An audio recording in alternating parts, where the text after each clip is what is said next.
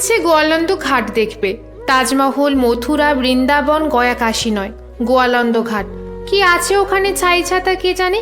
দাসাশ্বমেধ ঘাট বললেও নয় কথা ছিল, বারাণসী বললেও নিয়ে যাওয়া সোজা, কিন্তু গোয়ালন্দ ঘাট সে তো বাংলাদেশে।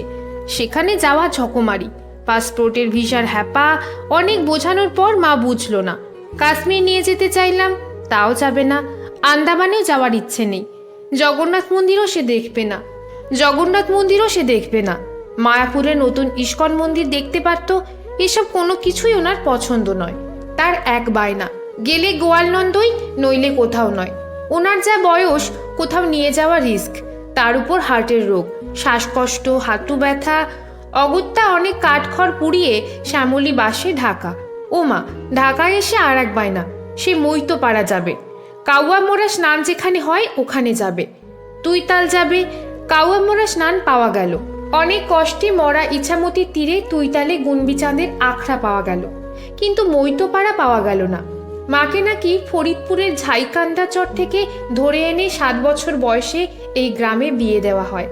সে এখন এই বয়সে শ্বশুরবাড়ি দেখবে। স্বামীর ভিটে, শ্বশুরবাড়ির ভিটে সে দেখবেই। ঢাকা আরিচা হাইওয়ে ধরে আমরা যখন উথলি বাজারে এলাম, মা খেপে লাল, রেগে চিৎকার করে বলল, কই যাস এলা, আগে নামা আমারে। অবাক হয়ে বিস্ময়ে বললাম, নামাবো মানে? ঘাট দেখতে যাবে না? মা আরো রেগে উঠল, চোখ পাকিয়ে বলল, আমরা তো গরুর গাড়িতে, নইলে হাইটটা গেছি। সেই পথঘাট, খাল বিল গেল কই? মায়ের কথায় হেসে বাঁচি না। বললাম, দিনকাল পাল্টাচ্ছে মা। বাংলাদেশ সরকার রাস্তাঘাটের অনেক উন্নতি করেছে। দেশটা আর আগের মতো নাই। তুমি চুপ করে বসো। মা চুপ করে গেল। সম্ভবত তার ছোটবেলার স্মৃতি খুঁজছিল। পুরনো কিছুই নেই বলে সে ভিতরে ভিতরে দগ্ধ হচ্ছিল। মিলছিল না তার কোনো কিছুই। অচেনা লাগছিল নতুন পরিবেশ।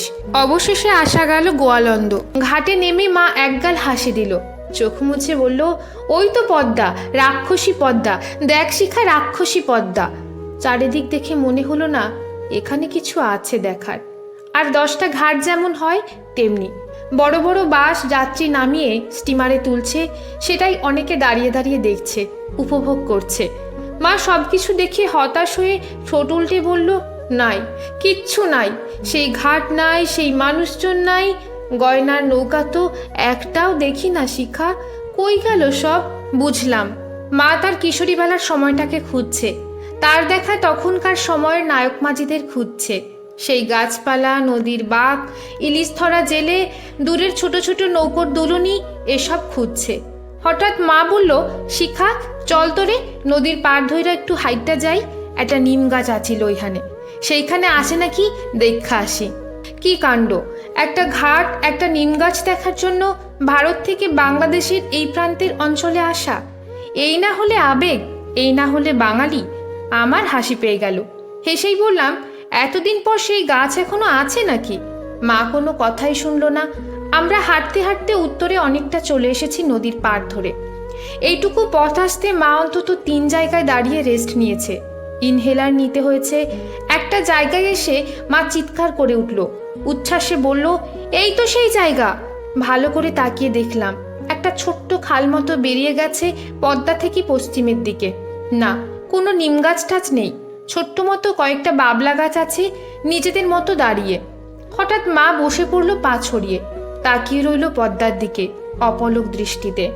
অনেকক্ষণ পর দেখি মায়ের দুগাল বেয়ে টপ টপ করে জল পড়ছে তার বুকের সাদা কাপড়ে। আমি কাছে গিয়ে মায়ের মাথায় হাত বুলিয়ে বললাম, কি হলো, কাঁদছো কেন? এখানে বুঝি কাঁদতে এসেছো? মা অনেকক্ষণ চুপ করে রইল। শেষে আমার মাথায় হাত বুলিয়ে বলল, জানোস, তোর এক দাদা আছিল, এইখানে তারে রাইখা গেছিলাম। আমার যে এক দাদা ছিল তা একাধিকবার শুনেছি মায়ের মুখে। সে নাকি অল্প বয়সে মারা গেছিল, কিন্তু এখানে এই ঘাটে মারা গেছিল সেটা জানতাম না। মা কি তাহলে এই কারণে এখানে এসেছে? যেখানে তার ছেলের দেহ ফেলে গেছিল সে জায়গাটা দেখতে এসেছে? সে আবার বেঁচে ফিরবে সেই আশাতে এসেছে? আশ্চর্য হলাম। এতক্ষণ পর বোঝা গেল মায়ের বাংলাদেশ আসার কারণ, তার জন্মভূমিতে আসার কারণ। মায়ের মুখে তোর দাদা কথাটা শুনে কেমন শিহরণ জাগছে শরীরে। এখানে আশেপাশে কোথাও আমার দাদা রয়েছে, আমার দাদা, কোনোদিন যাকে চোখেই দেখিনি, তার জন্য মনটা কেমন হুহু করে উঠছে বারবার। এই প্রথম তার উপস্থিতি যেন অনুভব করছি অল্প অল্প। মনে হচ্ছে একবার যদি সামনে পেতাম দৌড়ে গিয়ে জড়িয়ে ধরে বলতাম, কেমন আছিস দাদা, কেমন আছিস? এই দেখ, আমরা তোকে দেখতে এসেছি, তোকে নিতে এসেছি। ভালো করে দেখ, মা এসেছে, সেই ভারত থেকে এসেছে।